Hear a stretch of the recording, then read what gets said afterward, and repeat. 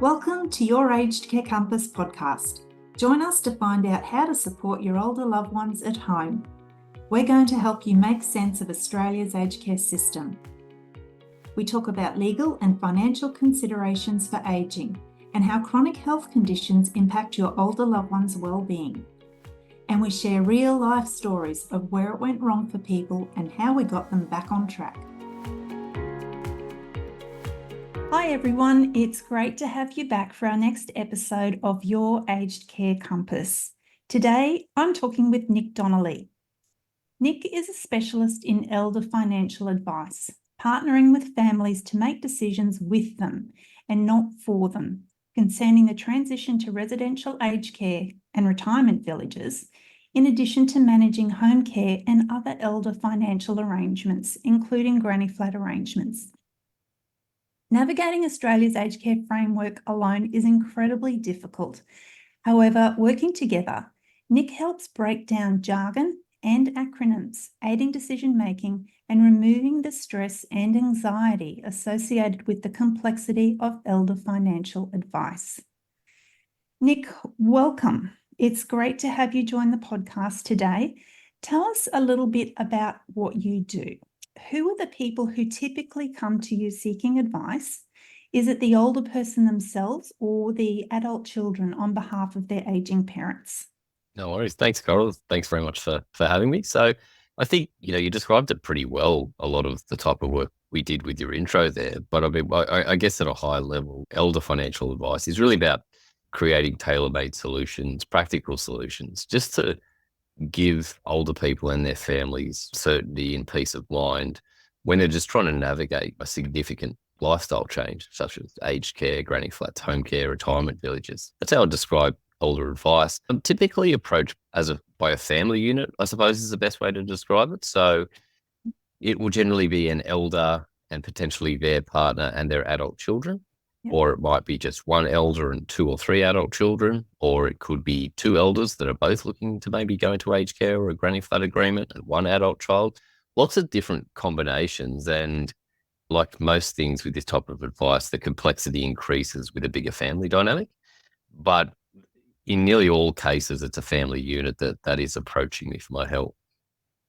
Excellent. We tend to see the same, and it does add a little bit of complexity when the whole family unit comes, but I think it's a positive thing as well, because in teasing out those solutions, you can get that whole family unit on the same page and everybody's understanding and working towards the same goal.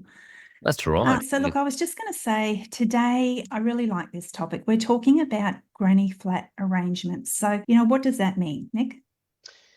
A granny flat arrangement at a very, very high level is a piece of social security legislation. What it really is a recognition of family arrangements that will help provide support for older people. Residential aged care is extremely expensive for both the individual and the government. Mm-hmm. And we are going to increasingly see, in my opinion, more arrangements of this nature, allowing people to stay at home to sort of essentially lower that cost for both the government and the individual. But also from a lifestyle perspective, living with your family, being taken care of, I feel will have far better outcomes than being in residential aged care.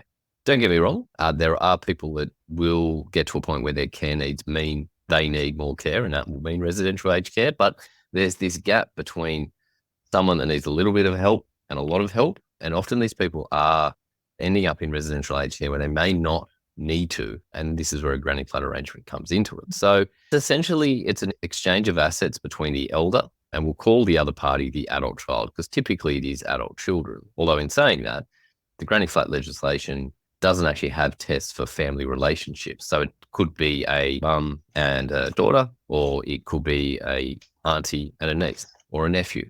So it is flexible in the sense that it doesn't have to be that direct mother, father, daughter, son sort of dynamic. Right. So really you're creating a multi-generational arrangement with this exchange of assets. The exchange means that the adult child will receive assets from mum or dad, let's call it.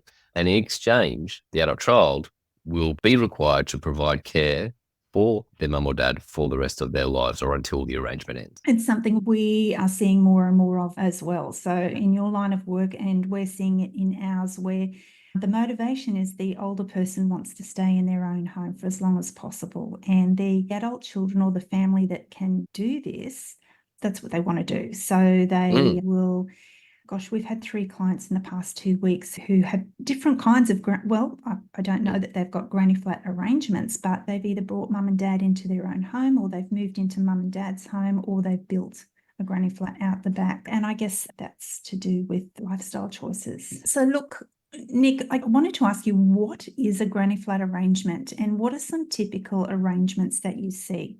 Yeah, look, the name itself is confusing, as we mentioned before we started. Granny flat, people's minds immediately think house with a separate structure in the backyard, and that is a granny flat. And that's more a real estate definition of what a granny flat is.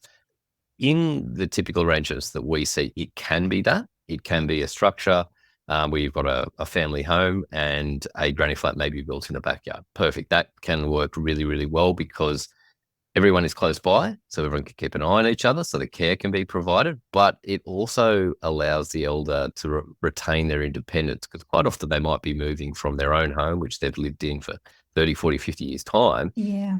Moving into a family home together can take quite an adjustment. So that is a good arrangement. It can work well, but it doesn't have to be that. So it could be a case of the adult child moves into the elder person's home, or the elder person moves into the adult child's home. So that is an option as well.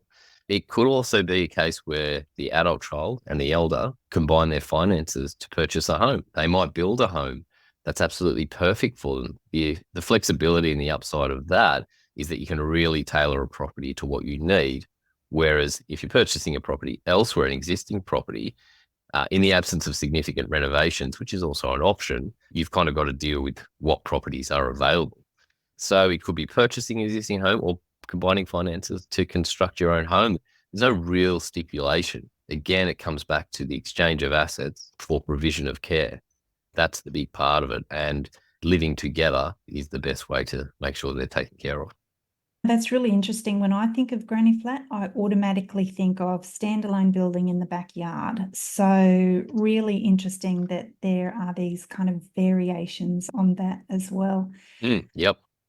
Nick, is this a formal process? Like ideally, would it require documentation and legal input? Like, how does it work? Absolutely. Now, we'll talk about the Centrelink implications, I'm sure, in a little while, but Yep. the Centrelink upsides or the benefits, they don't actually require a legal agreement to be drafted. So Centrelink will accept a granny flat arrangement and the benefits for both parties in the absence of an actual formal agreement. So that's part of the legislation. However, in saying that, I would never, ever, nor would any elder law specialist lawyer recommend that someone goes into a granny flat agreement without having it formal, without creating a legal arrangement, because Okay. at the end of the day, the person who has the most to lose is the elder, because once they do give those assets away, those assets no longer belong to them. So they have a huge amount to lose because the adult child then really has, I suppose, the control. And in the past, the reason why we always encourage arrangements is because there were situations, elder abuse, which we'll probably talk about in a little while too, where mum or dad might transfer a property or X assets to an adult child and it doesn't work out because the adult child gets a new partner or they have to move overseas or interstate. And mum or dad can be out on their ear, having lost the vast majority of their assets and essentially be destitute. So that alone is the main reason to have a formal arrangement so that the elder has recourse in the event that things don't work, because it's complex, it's involved, there's a lot to think about, and there are a lot of things to go wrong. And people tend to have very short memories 3, 5 years down the line when things aren't working out. Yeah. So having both people seeking independent legal advice is generally what we would recommend. So normally the process would be, it's a needs assessment first. So someone might listen to this podcast and say, you know what, that's something that could work really well for us. Yeah. Should we think about that? From that point, you would go to a lawyer and get legal advice to say, because a lawyer is the one that's going to draft this agreement. The lawyer would sit down in a room, ideally with all parties. So it might be with the elder and the adult children, and also the adult children that may not be involved, because there could be other siblings, and often there are. And this type of arrangement has estate planning implications too, which we'll talk about. Once the legal advice is, yes, guys, I think this is something that could work really well for you, you need to seek financial advice to make sure this is going to work. So that would be approaching someone like myself. So I'd work hand in hand with the lawyer about creating the agreement, refining it, and then from my side, making sure that financially it's going to work for both parties. Because there's no point setting up a granny flat arrangement and the older person, yes, they've got care and accommodation, but if they have no money to continue to live their life, it's probably not the best outcome. Yeah. Wow. If once the draft agreement is prepared and everyone's comfortable, the document is executed and then it's lodged with Centrelink, and essentially the granny flat arrangement is then in place. So the obligations on both sides, the assets transfer, the agreement of care, and you have a granny flat agreement created. Fantastic. Gosh. So you just mentioned Centrelink assessment and implications. Yep. Can you just expand on that a little bit further for us? Nick, yeah, absolutely. I mean, this is one of the key parts of a granny flat agreement has got to work both financially and non-financially. And one of the big financial benefits is Centrelink. So Centrelink has something called deprivation rules, also known as gifting. Yes. Essentially, you can't have $1 million in your bank account, turn around, give $1 million away to daughter, son, charity, whatever, then turn around to Centrelink and say, can I have my full pension now? Sure. Yes. So that's called the deprivation. And essentially, they're saying that if you deprive yourself of assets to gain benefit by receiving a higher pension, they do not allow that, which makes sense because the people that get the pension should be the people that need it, not the people that have the assets and they're trying to sort of deviate away from it. Now, there are concessions, very small ones. So you can gift $10,000 per year, no more than $30,000 in a 5-year period. So that gives people flexibility. They might want to give $10,000 to a granddaughter or grandson for a deposit for a house or a car or help them with uni. So the government wants to help people a little bit, but not too much to the point where people can take advantage of it. Now, with a granny flat agreement, those deprivation rules are not eliminated entirely, but given that you'll be potentially buying a house or constructing a house, the proceeds or the money that the elder will give to the adult child are typically exempt from the Centrelink asset testing when it comes to determining if you will or will not receive an age pension. Because this is the key thing, as well, saying before, if you give these assets away and then you lose your pension, well, the older person has the most to lose, and all of a sudden they've lost the most because they've lost the pension, they've lost their assets. They don't have a lot of options anymore. So it comes back as well to my point earlier that the government would prefer that people age in place, but they know they can only age in place if it makes financial sense as well. So allowing these concessions for giving higher and over and above those limits I mentioned before allows people to keep their pension when they're creating this type of arrangement. Nick, what are some practical realities of granny flat arrangements? Granny flat arrangements are life-changing and lifelong commitment. So be prepared. That is top of the rule. I always say this to people in my first meetings. I say, well, look, if the situation arose, could I move in with my 75-year-old dad tomorrow and think it's just going to go swimmingly? Probably not right off the outset, I would say. Not. That's a difficult proposition. But again, some people find themselves in this position where they're balancing their decisions. I could go into aged care or I could live with son or daughter. FlexiCare is a not-for-profit organisation which supports older people living in Brisbane's southern suburbs to live their best lives in their own homes and communities. FlexiCare don't have grand plans to be the biggest aged care provider. They want to be known for treating each one of their participants as an individual who they get to know well. They answer their phone calls personally when clients ring them. They give their clients easy access to a home care partner who can work with them to deliver the best mix of support possible. If you're in Brisbane South and want to know more, give their friendly team a call on 07 3422 8400 or check out their website flexi.org.au. Now, culturally, this can be a big thing as well, because there are certain cultures where the adult children are obliged to take care of mum and dad. And this works really well in this situation because they were going to be doing this anyway. Why not take advantage of the Centrelink entitlements?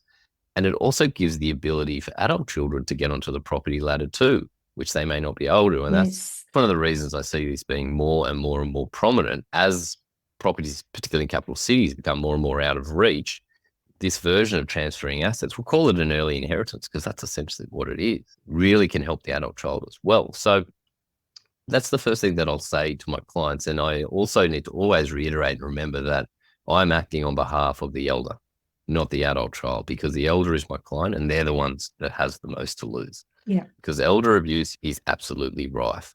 Unfortunately, there's a kind of sense of entitlement, I think, in certain adult children that the inheritance is theirs now, not later. So we have to really be conscious of that. And a lot of that comes down to experience in meetings. If you're sitting there in a meeting and the adult child is doing all the talking and mum or dad sitting quietly in the corner, not saying anything, they're the situations that concern me. And the lawyer will have had this meeting as well. So we'll talk together and say, how was your interactions? What did you think of X, Y, Z? So that's a really important consideration. Things like, can the elder ask for the assets back? Well, not really, because you've assigned those to your adult child. That's something to think about as well. Once these are gone, they're gone. Can the adult child ask the elder to move out if it's not working? Not necessarily. It will say in the agreement the standard of care and the standard of accommodation that is legally required. So if you want mum or dad to move out because you're moving interstate, they must come with you.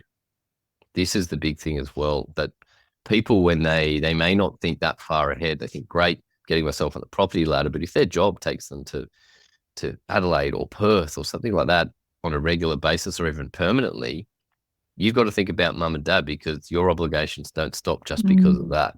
You got to manage, you got to be conscious of lifestyle changes. Now, some lifestyle changes we can't anticipate. Family dynamic is a big consideration. What if I'm single, mum or dad comes and lives with me, but then I get a partner in 6 or 12 months' time? Partner doesn't like mum or dad too much, encroaching on our life. They don't really like this arrangement. They're the kinds of challenges that can make these agreements difficult to continue. But if you say to people at the start, these specific examples, how will you deal with this? Is this possible? Yep. Getting all these things out on the table helps clients make more informed decisions. I love that, Nick. I think, as you've said a couple of times, it's the older person who's at risk here, and it's a big risk, isn't it? And we all set out with the best of intentions of having mum or dad or both move in with us, or us move in, but we don't tend to look 2, 3, 5 years down the track and consider all those variables that might make that situation challenging. So I think these conversations that you're having with people, it's vital to help them make the right decision, and certainly be aware that things might change a little bit in another year or two or later. And you need to be thinking about that now as you're entering into this arrangement, and not trying to backtrack and deal with it when it's become really challenging and uncomfortable at home. That's right. My job quite often is to hope for the best but plan for the worst. Yeah. And when you say to people, look, this is what could happen and this is where it will leave things, it makes people not second guess or reconsider, but it's just being conscious of it. Because it can be very easy to, mum or dad says, great, I don't have to go to a nursing home. Son or daughter's going to take care of me. Fantastic. Adult child goes, fantastic. I can now buy a house for my family to live in. This is great. So when those two things can often cloud or paper over what could go wrong. Because these are big decisions. These are for both sides. I was saying before, these are life-changing and lifelong decisions, and absolutely they are. And it might sound like I'm being pessimistic about it, but I'm certainly not, because it can be fantastic, particularly from an intergenerational point of view, because you can have 3 generations living together, which is great, because you could have elder, adult child, and then son or daughter. So you can have 3 generations together. So it can work really, really well. Yeah. It's just everyone has to be conscious of, you don't know what you don't know. Exactly. Yeah. So estate planning is something that people need to be really conscious of as well. I mentioned extended families and complexity too. So let's say hypothetically you've got the elder mum or dad and you've got 3 adult children. One of those children is going to enter into the granny flat agreement. Remembering that once those assets are transferred to that one adult child, they are their assets then and will no longer form part of the elder's estate when they eventually pass. The saying before, and you were saying it as well, it's better to have everyone in the room, because people could find that, okay, well, if son A is getting $500,000 now and there's going to be nothing left in the estate, that could lead in the absence of a full transparency across the whole family, that could lead to some complexity when the estate is finally being distributed because there could be nothing in there. So it acts as an early inheritance, but by default, it actually acts as a disinheritance tool as well. Yes. That's what people need to be aware of. Now, for the older person, they're going to be dead, so it might not bother them too much. But again, the last thing you'd ever want is hundreds of thousands of dollars being chewed up in legal fees for Yeah. something that could have been avoided. And there's ways to mitigate this. But again, people don't like those types of nasty surprises as well. So estate planning is a really important consideration. And the lawyer that creates the agreement will almost inevitably talk about estate planning as part of it. So it's something that I've discussed too, but a very important aspect. Yeah, I can imagine those kind of conversations around this particular point, and siblings who Yeah. thought they were getting an inheritance and now they're not. So, Right.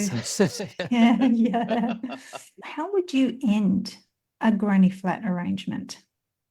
The legal agreement will actually go through the specific factors that detail how it can end. But the primary ones are death on either. Aged care is a big one because obviously going to a granny flat agreement means you have increasing care needs, and they're going to aged care means that the granny flat agreement will end because you no longer have to provide care for the elder because they'll be taken care of. Now, this is a really, really big one where we talk about the Centrelink. If you create a granny flat agreement tomorrow, hypothetically, and then the elder goes into aged care anytime within those first 5 years, Centrelink can look back and say, you potentially could have reasonably foreseen the granny flat agreement was going to end because the care needs were at a point where aged care would be required in 5 years, and they can actually claw back what benefits you may have received, but in terms of keeping your pension. So that's a really, really big one, and people need to be aware of that. My approach is before you sign this agreement, you go to a doctor and you say, look, can you please put down in writing that there's nothing in front of you as far as my health is concerned that would indicate I need aged care in the next 5 years, because that evidence, that's what you're going to give to Centrelink if they start pushing back. If you try and do that 3 or 4 years later, it's too late. So people need to be very aware of this, because it essentially it's to avoid people taking advantage of, hypothetically, I'm an adult child, I know mum's going to aged care in 6 months. Let's give all your money, you'll keep your pension. Well, I've got my money now, you're in aged care. I don't really care. It's to avoid that type of thing happening. And the cost of aged care is something that I talk about as well with all my clients. And we build into this agreement because if they've given away all their assets, how are they going to pay for aged care? Yep. So we make sure that in conjunction with talking with our lawyer who is working on it, we always make sure there's a clause in there that says in the event that aged care is required at any point, you adult child will fund all of those costs. Yes.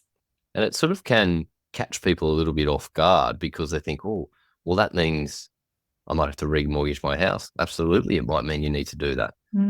But that is the nature of this arrangement, that you need to be aware, because we're just trying to plan what might happen, because you don't want nasty surprises down the line. Well, mum's in aged care. If that isn't in the contract, the adult child doesn't necessarily have to cover those costs. So there's also, comes back to who's the client, who has the most to lose. It's the elder. Yeah. That was a great discussion. I was completely unaware of that. It's a big one. I love talking to you, Nick, because I always learn something every time we chat. Great. And I know our listeners will as well. The other way you can end, sorry, I got sidetracked about aged care, but you can mutually end the agreement as well if both parties want to go. And generally the agreement will have an independent arbiter that will decide that if we end this now, what's it going to look like? Who walks away with what? So the agreements always have an independent person there. So it can be a mutual agreement, but you can't walk away from it without dealing with the implications that it will clearly state. You've received these assets, you can't walk away. Otherwise, you've got to give them back. I am hearing very loudly and very clearly that it is essential to get professional advice before you decide that you're going to move mum and dad in with you, or move in with them, or build a granny flat. Like, it's a lot more complex than just making that decision with the best of intentions, because it does have all these unseen ramifications that might pop up 12 months or whenever down the track. And if you're not aware of this, what we've just discussed and moving into residential aged care, big implications potentially for a family who have gone into this without an awareness of what it really means.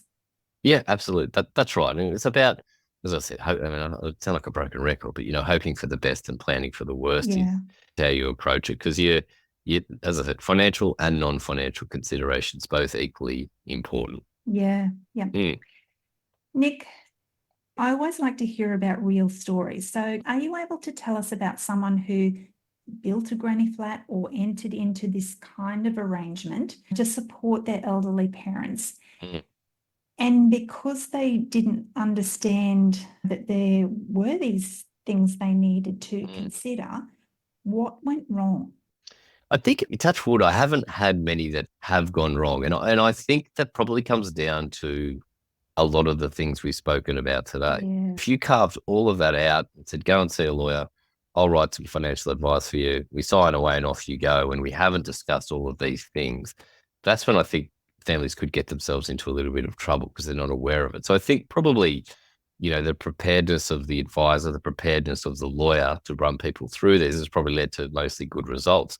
The one that I have had is that I had an individual where they've moved in together into the adult child's house, and mum has given a reasonable amount of money, I think about $250,000 to the daughter who she's put onto her mortgage. Now, mum still had some money left over, and she decided that she wanted to give more money to her daughter to help eliminate her mortgage entirely. I said, look, that's perfectly fine. You can do that, but you need to be aware that you will now have no assets whatsoever. And because there are gifting limits, you can't absolutely give absolutely everything away. And there's a complex way that's Centrelink calculated. I'm not going to go into it today.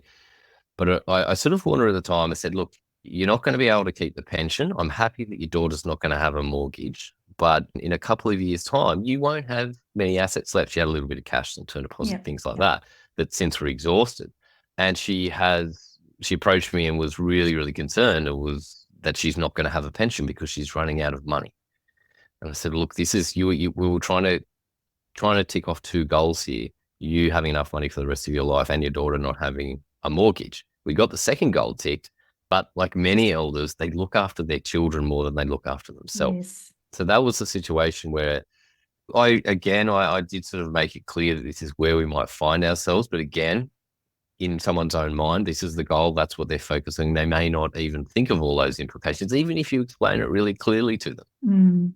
And so it wasn't that is it's not a disappointing outcome because we can resolve it. The daughter can give some of the money back. That's not a problem. The daughter's going to take care of her regardless. But it was just the fact that there are still limits on what you can give. You can't just give absolutely everything away in a lot of situations. Yeah. Nick, fantastic speaking with you today. Nick's contact details are included in the show notes. So if you want to follow up, you certainly can. You mentioned elder abuse a couple of times during our discussion today, and we're going to be inviting you back in a couple of weeks. We're bringing in a lawyer who works in that space as well. So listeners, we'll have that coming up in the next 2 to 3 weeks, hopefully. But for today, thank you for tuning in. And Nick, thank you for joining us. You're more than welcome. Hey, Care community. Thanks for listening to this episode. So you never miss a show, make sure you subscribe to our podcast. If you'd like to know more about what we do, head to our website, cmeacn.com.au.